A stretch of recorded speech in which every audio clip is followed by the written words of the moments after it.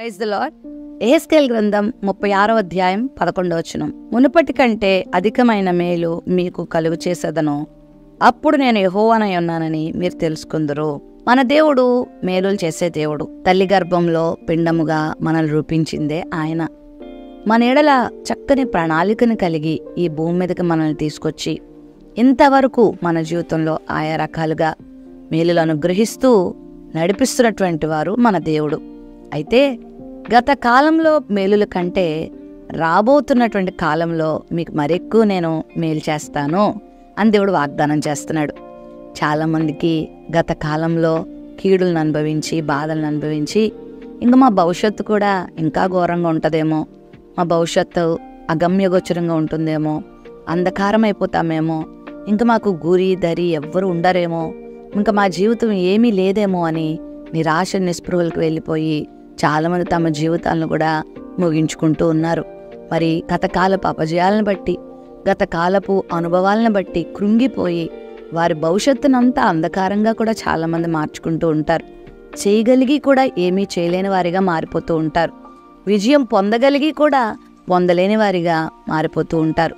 అయితే ఈరోజు ఈ వాగ్దానం దేవుడు నీకే ఇస్తున్నాడు. మునుపటి కంటే అధికమైన మేలుల్ని దేవుడిని కలగజేయబోతున్నాడు. నిరాశ చెందకు, బాధ చెందకు, కలిగినటువంటి అపజయాలను బట్టి కృంగిపోవద్దు. ఇక నా జీవితం ఇంతే అని అనుకోకు, ఇలాగే ఉండదు. మార్చే దేవుడు నీకున్నాడు. పరిస్థితులను చక్కబెట్టే దేవుడు నీకున్నాడు. నీ దుఃఖదినములను సమాప్తి చేసే దేవుడు నీకున్నాడు. నీ రోగమును స్వస్థపరిచే దేవుడు నీకున్నాడు.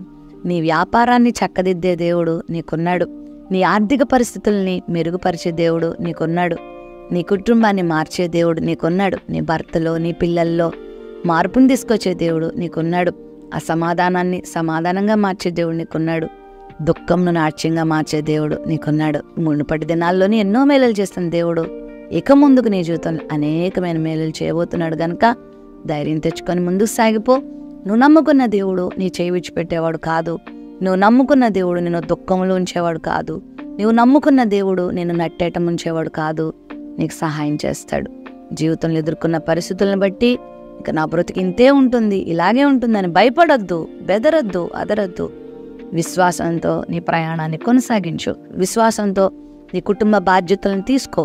విశ్వాసంతో నీ వ్యాపార బాధ్యతలను తీసుకో. విశ్వాసంతో ఎదురుచూడు. గొప్ప మేలును దేవుడు నీకు చేయబోతున్నాడు. నీ చుట్టూ ఉన్నవారు పలుకుతున్న నిరాశ మాటలకు చెవినివ్వద్దు. నీ చుట్టూ ఉన్నవారు నిందిస్తున్న నిందలకు నువ్వు చెవినివ్వద్దు. దేవుని మాటలు నమ్ము, దేవుని నమ్ము. దేవుడు నీకు మేలు చేస్తాడు.